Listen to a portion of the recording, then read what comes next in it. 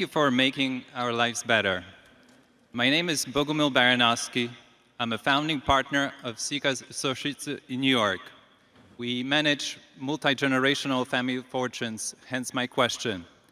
Mr. Buffett, in 1976, in your tribute to Benjamin Graham, you wrote, "Walter Lippmann spoke of men who plant trees that other men will sit under. Ben Graham was such a man. You're both such people. Could you share with us your 100-year vision for Berkshire?" It's a question to you both. Yeah, I would like to add one thing about Ben Graham. Ben Graham did all kinds of things for me, and he never expected one thing in return. I mean, just you name it, and he did it, and there wasn't any hidden, or a hint, I should say, of anything he expected in return. And I checked. Well, he wrote a book in 1949 that, in a sense, said to me in very persuasive terms that what I'd been spending the previous 8 or 9 years working at and loving was all wrong. And that book has been, I check it every now and then on Amazon to where it ranks. And Amazon ranks hundreds and hundreds and hundreds of thousands of books by sales.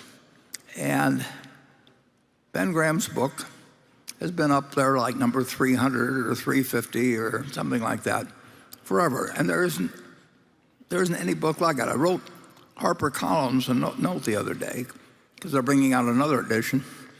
And I asked them how many copies had been sold, and they said the records didn't go back far enough, but they had 7.3 million copies of this little book that changed my life, and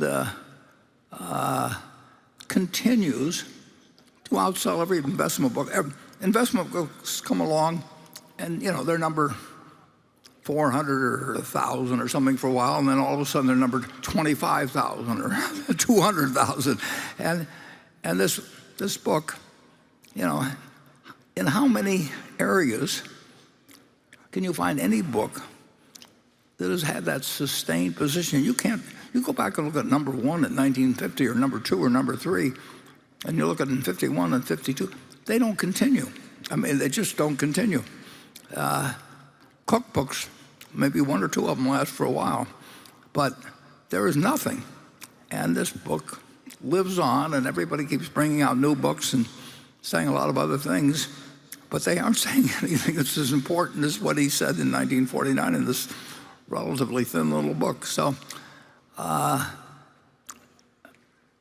vision for Berkshire is exactly what we said today. We want it to be a company that is owned by its shareholders and behaves in a way that society is happy that it exists and not unhappy.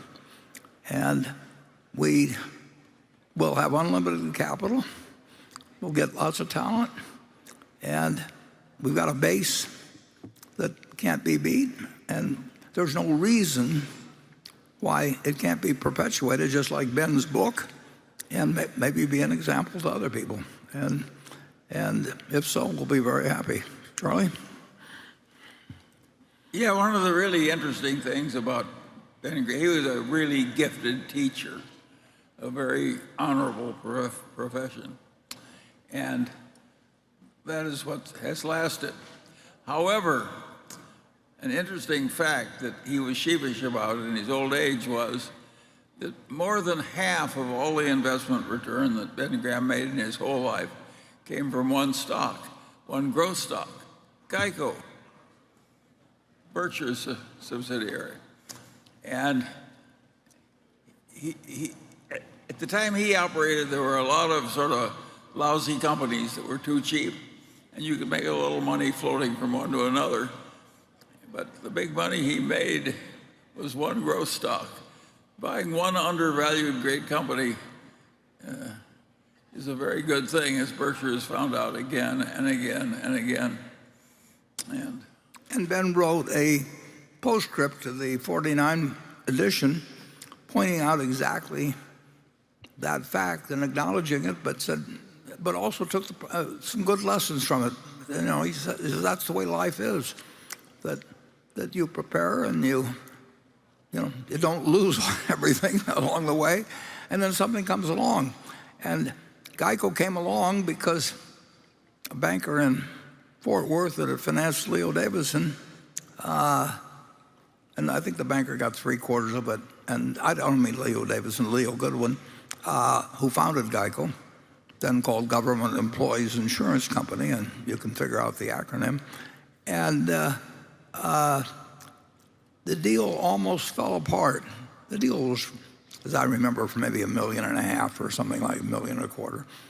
And it almost fell apart because of a difference of $25,000 in the net worth delivered. This is a business that's, we're tens of billions. I mean, but he pointed out the irony in that too. I mean, he was honest about. He was totally intellectually honest about